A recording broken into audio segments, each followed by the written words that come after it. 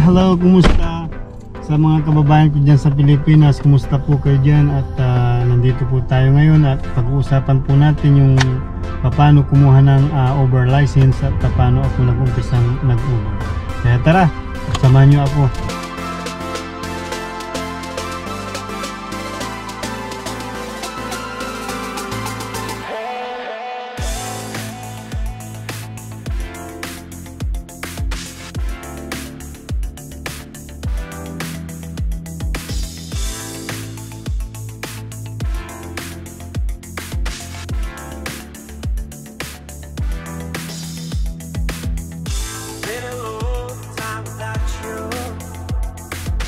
Bago po tayo mag-drive ng sasakyan, kailangan po natin ng lisensya para makapag-drive tayo.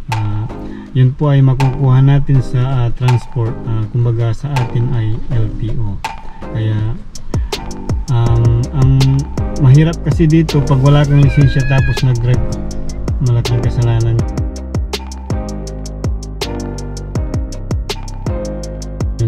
So ngayon pala, kung mayroon na tayong lisensya, siyempre sasakyan, kung may lisensya ka, wala kang sasakyan, siyempre hindi mo rin magamit yung lisensya mo. Kaya kailangan natin ng sasakyan para makapag-drive tayo. So ang kailangan ni Uber pala na sasakyan, kahit na hindi po brand new, basta ang edad po ng sasakyan ay 10 taon pababa.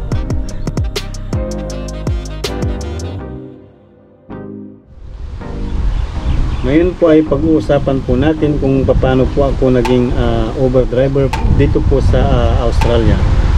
Nagsimula po akong mag-drive noong 2018. Yung trabaho po namin dito ay seasonal po lamang at every year po, every December po ay nag-shutdown yung company namin. Kaya yun, napag-isipan ko na mag-drive na lang ng Uber kaysa maghanap pa ako ng ibang trabaho. So ngayon pala, iisa-isahin ko po kung ano yung mga sinadmit ko na requirements sa Uber. Kaya ito po yung mga requirements sa Uber. So ang una po nating kumpletuhin ay yung driver's authorization. Ito po yun. Bago mo ma-submit po yung driver's authorization, kailangan mo munang pumunta ng doktor para kumuha ng medical certificate. Kasama na rin po yung check-up sa mata. Kasi po, kailangan po yun sa pagdadrive kung may diferensya yung mata mo o wala. At saka kung kailangan mo pong magsuot ng eyeglasses. Ang pangalawang gagawin po natin yung book hire service license. At kasama po doon yung certificate of inspection. So makukuha po natin yung certificate of inspection sa mekaniko po yun manggagaling. Ipapa-check natin yung car natin kung mayroong sira o wala. Ito po yung itsura ng form natin. Kung mayroon na po tayong certificate of inspection, i-attach po natin yun doon sa book hire service license. Yan po yung isasubmit natin sa transport. So ngayon, pangatlo po natin gagawin ay yung vehicle class number. Kasi kung yung ginagamit mong car private use only, kailangan yun po yung class 1. Kung yung gagamitin mong car pang Uber mo or pang taxi, yun po ay class 26.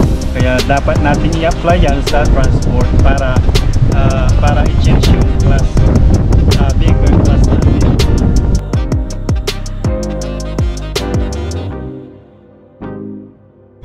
So ngayon po ay nakumpleto na natin yung mga requirements natin. So kailangan na natin pumunta ng transport para i-submit. At saka maghintay na rin tayo kung kailan natin makukuha yung lisensya natin para makapag-drive na tayo ng Uber. Sa susunod na vlog natin ay tuturuan ko po kayo kung paano i-submit lahat yung mga requirements natin nakuha natin sa transport. Kaya abangan nyo po yun sa susunod na vlog natin. Maraming salamat po. God bless.